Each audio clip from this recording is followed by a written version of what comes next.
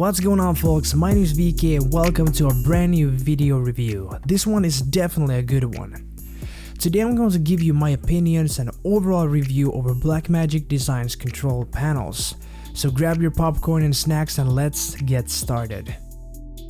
I want to disclaim the fact that BlackmagicDesign did send these panels to me for review and that I am returning them after this video.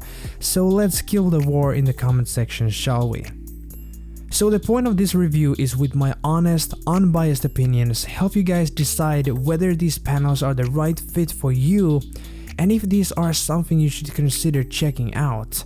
So I have the honor to review for you the BlackmagicDesign's Micro and Mini Panel. And what they are is that they are hardware meant to give you guys serious control over color correction and grading and video playback. With these panels you can work faster and more efficient than with the traditional keyboard and mouse. It is worth to notice that these panels work only with Davinci Resolve, so any other video editing software are unfortunately out of the party. These panels won't only speed up your process, but also giving you more precise control over everything you are grading, all the way to small increments from the slightest motion of your fingertips. They also have a high number of buttons that are shortcuts to all the tasks you need, like adding a new node, resetting grades, moving efficiently between nodes and clips, and dedicated knobs for saturation, contrast, and luma mix, and so on and so on. With these you lose all the time trying to find all your wished controls from the menus, which saves a huge amount of time. You could really talk about this for hours, but we don't have that time, so let's keep on moving on further. Let's talk about build quality. When I lifted these babies out of the box, I was truly amazed on how well these were built. Only aluminium and high quality plastics everywhere. The buttons are soft and decently tactile, the knobs are well made, and the glass coated and weighted tracking balls with the control rings are so smooth that I must wait a moment to tell you more about them later in this video. These panels have some nice heft to them. The micro panel comes in 7.7 pounds, which is 3.5 kilograms, where the mini panel, which isn't really mini in any particular way, comes in 23 pounds or 10.5 kilograms. The micro panel is small, compact, and reasonably lightweight, so I find that it could easily be traveled with wherever you want to go. When it comes to the I/O, the micro panel only requires one USB Type-C cable to connect and power the panel, where the mini panel has more flexible power options. The mini panel requires the USB-C for connection, but then it needs external power, either AC power from the wall, or then you have the option to power through Ethernet, so that's some versatile power options. Now let's talk about the controls themselves. As previously mentioned, the buttons and knobs are high quality and it feels like they will last a really long time. One thing to know when controlling anything with one of those knobs, when you press it down, you reset whatever you try to control, so that's really cool. There are several big buttons on both panels that are meant to reset RGB, levels, and luma values you have done for either highlights, midtones, or shadows independently from each other. For example, you have edited different color values in the midtones. You don't like the results and you want to start over, so then you just press the big RGB reset button to reset the color changes you have previously done, and that's pretty convenient. Then what differs the mini panel from the micro is that it got more buttons and knobs and 2 color OLED screens displaying more information and controls you are doing.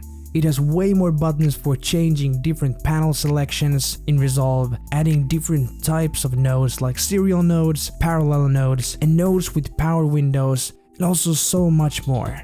Now, those weighted tracking balls and control rings, my goodness, they are good. These are the most used controls in the panels you'll be using.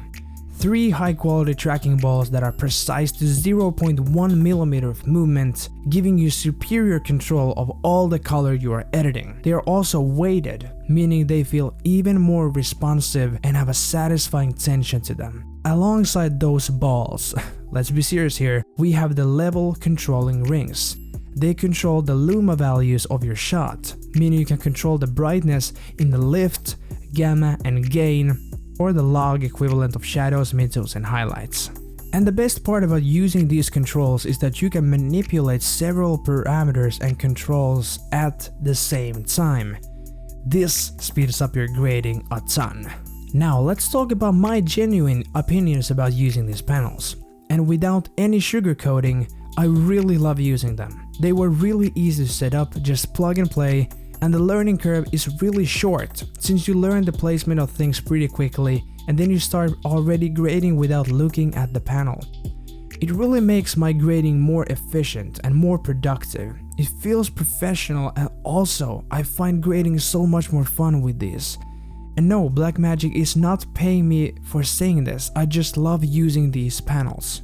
One thing I will note is that the extra features on the mini panel really separates the experiences between these two panels. With the mini panel, I can control literally everything I do with my grades, when with the micro panel I occasionally must use the mouse since it doesn't have as many shortcut buttons as the mini do. And also, I really love those high quality OLED screens. They display more information and shows me values on their knobs and give me finer control. Don't get me wrong, you manage without the screens just fine. They are just a really nice addition. And this would not be a review if I didn't cover the negatives of these panels. First and foremost, as previously mentioned, these panels only work with Davinci Resolve.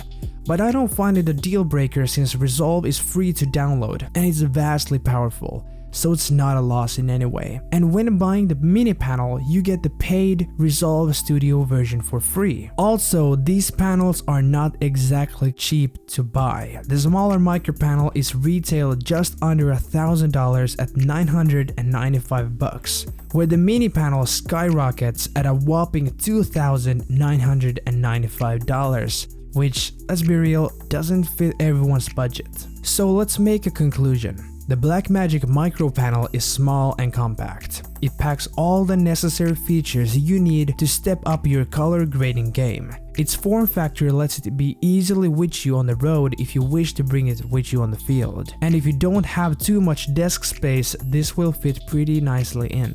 Also, it's $2,000 cheaper than the mini panel. The mini, on the other hand, is twice as big, 3 times as heavy, and not that portable, but it's not meant to be. It does, however, pack way more professional features that enthusiasts will love having.